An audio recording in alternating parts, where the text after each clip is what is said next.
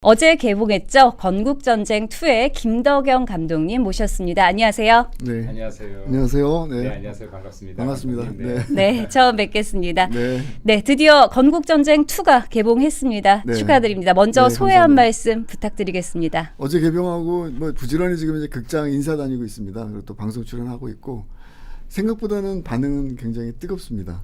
특히 젊은 층에서 지금 반응이 뜨거워요. 그러니까 네. 작년 건국전쟁 1편 같은 경우에는 약간 좀 나이 드신 분들에서 흥행이나 인기가 내려왔다면 이번에는 2030 젊은 층에서 위로 올라가는 형국이라는 게 가장 큰 특징인 것 같습니다. 네, 오늘 저희 매일신문 스튜디오 두 번째로 찾아주셨는데 오늘은 좀 작품에 대한 이야기를 좀 깊숙이 해볼까 합니다. 네.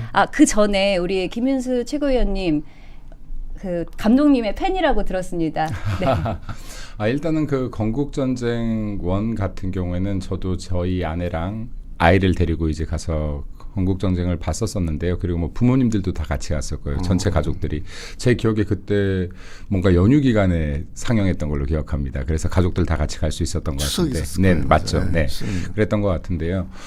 그냥 재미있게 봤다가 아니라 감사한 마음으로 봤다. 제가 이승만 대통령에 대해서도 많이 이야기하고 있지만 이승만 대통령이나 박정희 대통령 같은 경우는 대한민국 보수 정치의 두 거인이다. 그리고 그 이후의 보수 정치인들은 두 거인의 어깨에 타서 기생 정치를 했다라는 표현도 제가 많이 해요. 그러니까 이게 앞으로 이승만 대통령과 같은 보수 정치인이 또다시 나와야 대한민국이 한 걸음 더 발전할 수 있을 것이다.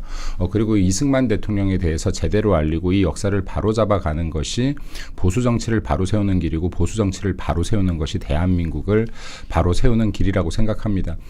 그리고 이승만 대통령 같은 경우는 정말 대한민국이 갓 조선을 벗어난 대한민국에 자유라는 씨앗을 심음으로 인해서 지금 대한민국 국민의 역량을 다 끌어올렸고 또 지금 이렇게 발전의 토대가 되어주신 분이고 그 역경은 다 담아도 담을 수가 없는 것인데 우리 보수 정치인들이 이승만 대통령에 대한 좌파 세력의 폄훼를 막아내지 못했기 때문에 지금 보수의 근간이 많이 흔들린다라고 생각합니다.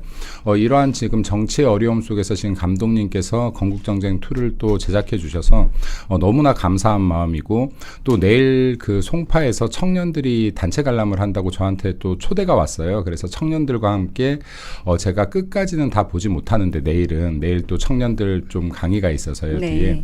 그리고 청년들과 함께 영화를 초반부 관람하고 또 다시 또 쉬는 날에 휴일에 저희 아이들과 함께 저 전체 다 또 상영할 수 있도록 하겠습니다. 감독님께 이 자리를 빌려서 대한민국 정치계를 대표할 수 있는지 모르겠지만 대표해서 감사 말씀 드리겠습니다. 감사합니다. 네, 감사합니다. 네. 말씀하셨듯이 건국전쟁 1도 좀 입소문을 많이 타면서 결국 117만 명이라는 정말 네, 기록적인 맞아요. 네. 흥행을 이루어냈습니다. 이번 건국전쟁 2도 100만 이상 예상하시나요? 저는 숫자에는 별로 그렇게 큰 관심은 없고요. 네. 중요한 거는 그 영화 안에 담겨져 있는 기록이에요.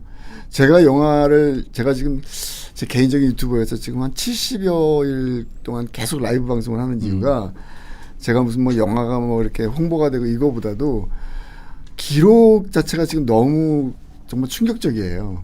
저 자체도 사실은 이 기록을 미국에서 발굴하면서 너무 놀랐거든요. 대한민국 역사에서 이런 기록들이 있었나. 그러니까 이거는 기록만 보면 대한민국의 역사가 어떻게 출발했는지, 특히 1945년 해방 직후부터 6.25 전쟁이 일어나기 전까지 소위 말해서 우리가 해방 전국이라고 불리는 시기거든요. 이 시기가 굉장히 중요합니다. 이 시기 때 48년도 8월 15일 날 대한민국 정부가 수립됐지 않습니까?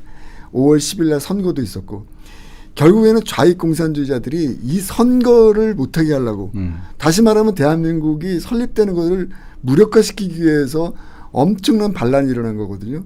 그것이 제주 48년도 4월 3일에 있었던 무장투쟁 그리고 그 이후에 여순 반란 사건이에요. 문제는 이 시기에 대한 역사적 리서치나 연구가 주로 좌익들이 했어요. 맞습니다. 그러다 보니까 이 시기를 좌익적 시각으로 재해석해낸 겁니다. 근데 이거 완전 거짓말이거든요. 이번 건국전쟁 2에서 가장 중요한 부분은요. 좌익들이 거짓말해놓은 이 거짓말의 어떤 두터운 장막을 이데올로기를 진실의 빛으로 걷어내는 겁니다. 그래서 제가 이 영화를 홍보하는 것이지 제 개인적인 어떤 명예나 영달을 위해서 하는 것이 아닙니다. 그런 부분들도 우리 좀 구독자분들께서 좀 이해해 주셨으면 좋겠습니다. 네. 그 제주 4.3 사건에 대해서 다뤘다고 말씀하셨는데요. 사실 지금까지는 좀 금기시되어 있던 주제가 아니었나 싶습니다. 아무도 건드릴 수 없었고 쉽게 왜냐하면 이게 사실은 좀 겁도 나잖아요. 저도 사실 겁도 나요. 우리 저 김민수 최고위원님 앞에 계신데 국회에서 이런 것들을 좀 우리 보수 정당이 제대로 해놨으면 좋았을 텐데 어쨌든 이게 뭐 결과론적으로는 아쉽게 됐죠 사실은. 근데 문제는 지금 제주 4.3뿐만 아니에요. 저희들이 봤을 때 여순 반란 사건인데 이것을 지금 국회에서 무슨 희생자를 갖다가 뭐 이렇게 명예를 회복한다는 측면으로 해서 여순 특별법도 지금 만들어져 있어요. 네. 굉장히 잘못된 역사가 지금 계속 지금 반복되고 있는 상태거든요. 근데 중요한 것은 뭐냐면은 아무도 그동안 제대로 얘기하지 않았던 4.3에 대해서 이번에 그 4.3의 진실성을 갖다가 객관적 기록을 통해서 이야기했다는 점.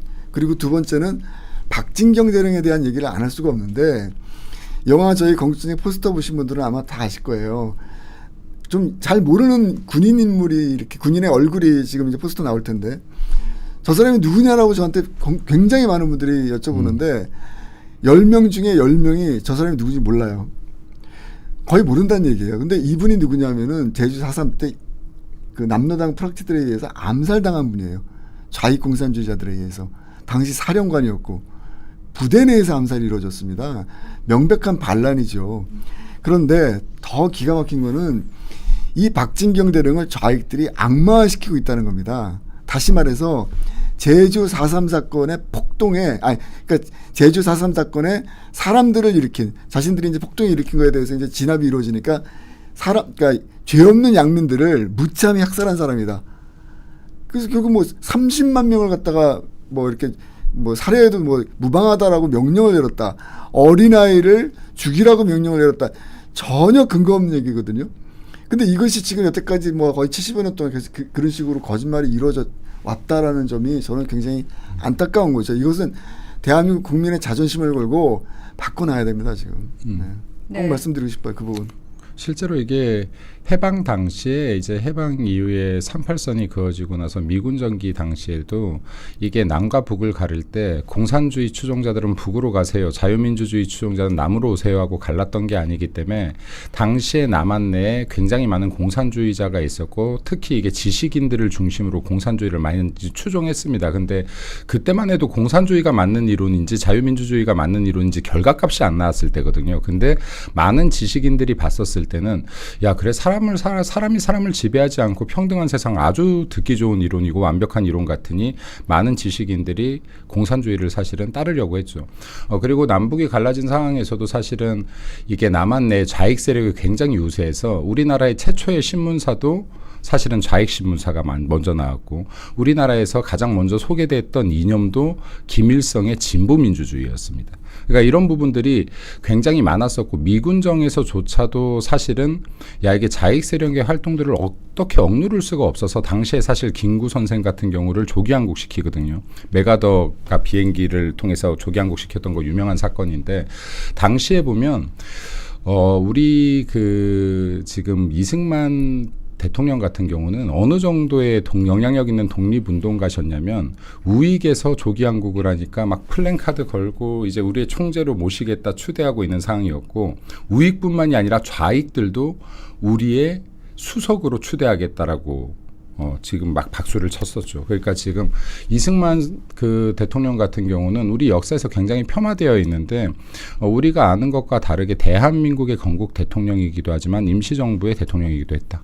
네, 라는 말씀도 드리고 지금 방금 말씀드렸던 이런 역사들에 대해서도 우리가 재평가할 수 있는 기회가 있다라고 하면 재평가해야 된다. 다시 한번 돌이켜보고 어떤 것들이 맞는지 검토할 부분이 있다면 검토해보는 것이 뭐 현대를 살아가는 사람들의 의무가 아닌가 생각됩니다. 네. 네, 사실 건국전쟁 1편을 보고 감독님 영화 덕분에 이승만 대통령에 대한 오해와 진실을 알 수 있었고 또 존경심까지 생겨났다. 이런 분들이 참 많았습니다. 이번 건국전쟁 2에서도 어떤 포인트를 보고 봤으면 좋을까요? 지금 이제 아무래도 이제 제주 4.3 이 사태, 이 사건도 굉장히 중요하지만 사실 뭐 45년 거듭 말씀드리지만 해방정국이라는 시기에 뭐 군부대가 완전히 한 700명이 월북을 해요.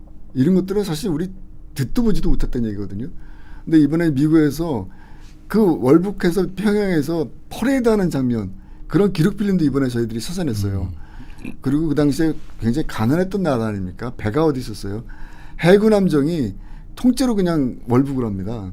그러니까 이런 말씀을 왜 드리냐 하면은 자익들이 맨날 얘기하는 게 뭐냐면은 이승만 대통령이 무고한 양민들을 학살했다. 사실 이승만 양민 학살론이 굉장히 사실 그동안 우리 사회를 굉장히 강하게 지배하고 있었는데요.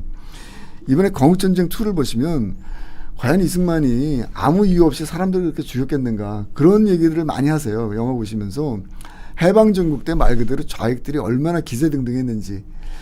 남노당원이 그 당시에 46년도에 53만 8천 명이었대요. 지금 국민의힘이 당원이 한 80만 되나요? 네, 그 정도 됩니다. 그쵸? 네네. 그러니까 46년, 47년도에 남노당원이 거의 53만, 54만이 가까운 거예요. 그럼 이건 어마어마한 숫자입니다, 사실은.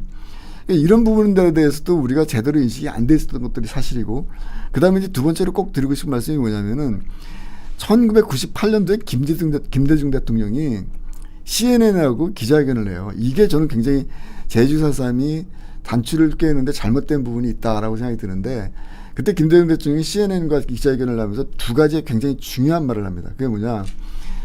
제주 4.3 사건은 공산주의자들이 일으킨 폭동이 맞다.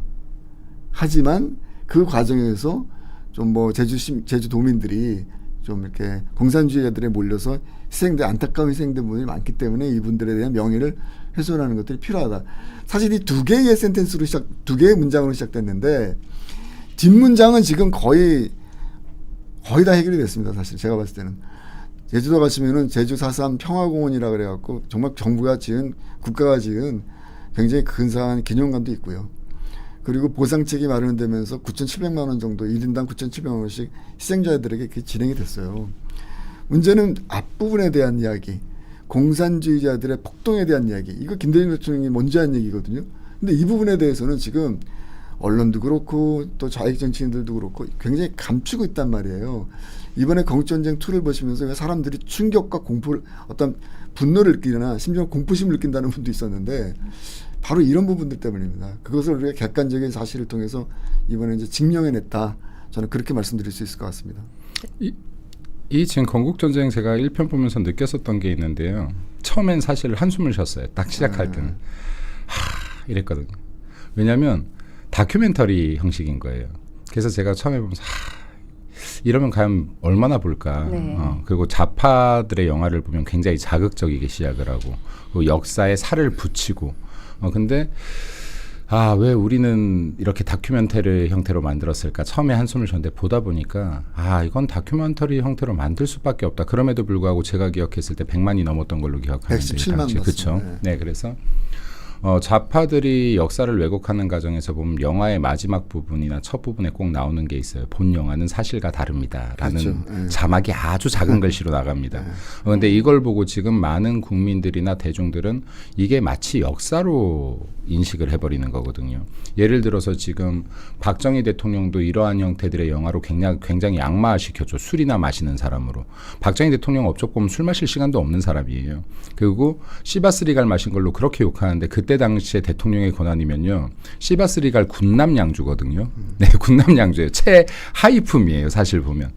이 분을 어떤 식으로 폄훼하는지를 볼 수 있는데 역시 보수는 진실에 근거해서 말하는구나 하는 거를 제가 건국전쟁 1편을 끝나갈 때쯤에 느꼈고 이것이 느리다고 하더라도 좌파는 거짓으로 선전선동을 하지만 우리 보수는 설득하고 설명해야 된다. 그것이 힘든 길이라고 할지라도 시간이 더 오래 걸릴지라도. 그래서 영화를 보면서 마지막에는 제가 박수를 치며 일어났던 것 같습니다. 그리고 아직 건국전쟁 2는 보지 않았지만은 여러분들께서 보시면서 좌파들이 만든 자극적인 영화보다 자극적이진 않을 수 있겠으나 훨씬 더 역사에 더 근거하고 사실에 근거해서 여러분들께 제대로 된 지식을 알려줄 수 있는 계기가 저는 아직 못 봤지만 분명히 될 수 있을 것이다라고 믿고 있습니다. 네, 그래서 많은 시청해 주시고 이런 많은 시청을 해 주셔야 앞으로도 이런 보수의 역사를 바로잡거나 보수의 인식을 대변할 수 있는 영화나 문화 산업들이 발전할 수 있다라는 말씀도 좀 더불어 드리고 싶습니다. 네. 사실에 관련해 갖고 지금 굉장히 특이한 현상 중에 하나가 아까도 이제 2030 젊은 층들이 움직이기 시작했다 말씀드렸잖아요. 네이버에 실관람 그 평이 있어요. 그 코너가 있는데 지금 9점이 없는 시점이에요. 9점이 없는. 사실 영화 만든 사람 입장에서 이런 말씀드리기가 좀 쑥스럽기도 한데 어쨌든 객관적으로 지금 관객들이 반응을 하는 것이기 때문에 보통은 이제 뭐 10점, 9점, 8점 이렇게 좀 뒤섞이는데 지금 9점이 없어요. 그냥 100% 10점입니다. 그러니까 이게 아까 말씀하신 것처럼 사실의 힘을 국민들이 깨닫고 있는 거예요. 이거 그동안 몰랐던 사실들을 네. 기록 필름을 통해서 생생하게 보기 때문에 그만큼 크게 마음에 다가오는 것이 아닌가 저는 그렇게 생각합니다. 저는 이것도 있다고 봐요. 지금 방금 청년들이 특이하게 많이 본다라고 하셨는데 이게 세계의 자유주의 국가들에 보면은 그 자유민주주의가 위협받던 순간마다 청년들의 보수주의 운동이 있었어요. 그러니까 이게 명칭을 하기는 힘들지만 이 보수 정치에 대한 운동들이 일어났는데 저는 지금 사실 지난 12월 4일부터 청년들이 광장으로 모이고 지금까지도 이 열기가 식지 않고 또 건국전쟁 2라는 이 영화의 관람으로까지 이어지고 있는 이 모든 현상이 보수주의의 운동의 연결이라고도 보고 또 다른 한편으로는 민주당의 폭거에 대항하는 제2의 민주화 운동이라고도 제가 표현을 하는데 지금 굉장히 평화적인 방법이지만 청년들이 계속해서 자유에 대한 가치를 서로 공유하기 시작하고 또 보수주의가 밟아왔던 지난 역사들을 계속해서 공유하면서 이 지식이 굉장히 많이 들어가 있는 상태이다. 그리고 이러한 제대로 된 역사들을 알 수 있는 기회나 제대로 된 정보를 알 수 있는 기회가 있다면 이 청년들이 공부하는 걸 기꺼이 마다하지 않더라. 네, 그래서 지금 저는 사실은 이 청년 세대들에게 굉장히 큰 희망을 걸고 있습니다. 이 청년 세대가 무너지고 있는 대한민국 자유민주주의를 다시 한번 바로 세울 수 있는 큰 에너지, 역량이 될 것이다라고 보고 있기 때문에 더 많은 청년들 나와서 봐주시고 청년들이 이렇게 앞장서서 보고 있으니까 우리 같은 기성세대들도 더 나가서 같이 청년들 붙도와 주시고 함께 봐주시면 좋겠습니다. 네, 맞습니다. 감독님 이제 마지막으로 좀 한 말씀 부탁드리겠습니다. 뭐 저는 뭐 영화를 많이 봐주십사라는 말씀 다시 한 번 더 거듭 드릴 수밖에 없고요. 이 영화를 통해서 지금 이제 제가 이제 그 네이버 실 관람 평이라든가 또 스레드에서 나오는 이 관객들의 그 생생한 반응들을 보고 있는데 정말 놀라운 게 뭐냐면은 그런 말들이 가장 큰 대세예요. 그러니까 앞으로 살아갈 우리들의 나라다. 그러니까 젊은 층 입장에서는 본인들이 앞으로 10년, 20년을 사회의 주역, 이 나라의 주역이 되지 않습니까? 이 나라가 지금 이렇게 망가진 원인이 어디에 있었는지 그것을 이번에 이 영화를 통해서 명확하게 인식을 했다. 그리고 9월 3일 날 전승절 때 시진핑을 중심으로 해갖고 오른쪽에 푸틴 있고 왼쪽에 김정은 있지 않았습니까? 네. 사실 뭐 사진도 중요하지만 그들이 외친 말이에요. 당시 전승절에 시진핑이 반미 무슨 연맹? 반미 공동체? 뭐 그런 표현을 갖다 썼어요. 그리고 인류 운명의 미래는 공산당에 달려있다. 이런 말을 했습니다. 사실 정말 굉장히 위협적인 말이라고 생각이 들어요. 그래서 이 말씀을 왜 드리냐면 사실 우리가 공산주의에 대해서 우리가 이게 무슨 남 얘기처럼 사실 그동안 생각해 왔습니다. 사실은. 그런데 이번 뭐 9월 3일 전승절 중국에서 이었던 그런 사진이라든가 이걸 봐도 공산주의가 남의 일이 아니다. 우리하고 직접적으로 관련이 돼 있는 얘기고 우리가 공산주의의 그 기만성을 이제는 좀 제대로 인식해야 될 때다. 이제 그런 생각이 듭니다. 그래서 이 영화가 그런 내용을 좀 담고 있으니까요. 아마 보시면은 107분이에요. 1시간 47분인데 뭐 이렇게 지루하지 않게 순식간에 영화가 흘러간다 이렇게 말씀들 하시더라고요. 그러니까 입소문 좀 많이 내고 주시고 예매 좀 많이 해주셨으면 좀 감사하겠습니다. 이번 주가 관건입니다. 사실 예매를 많이 해주셔야지 이 영화가 계속적으로 살아남을 수 있습니다. 극장에서. 네. 잘 부탁드리겠습니다. 알겠습니다. 네, 저도 부탁드리겠습니다. 건국전쟁 2가 또 전작의 100만 관객을 넘어서 더 많은 분들이 함께 보시고 또 우리 역사를 성찰하고 더 깊이 이해하는 뜻깊은 장이 되길 바라겠습니다. 저도 이번 주말에 꼭 극장가에서 찾아보겠습니다. 네, 감독님 출연해 주셔서 감사합니다. 네, 감사합니다.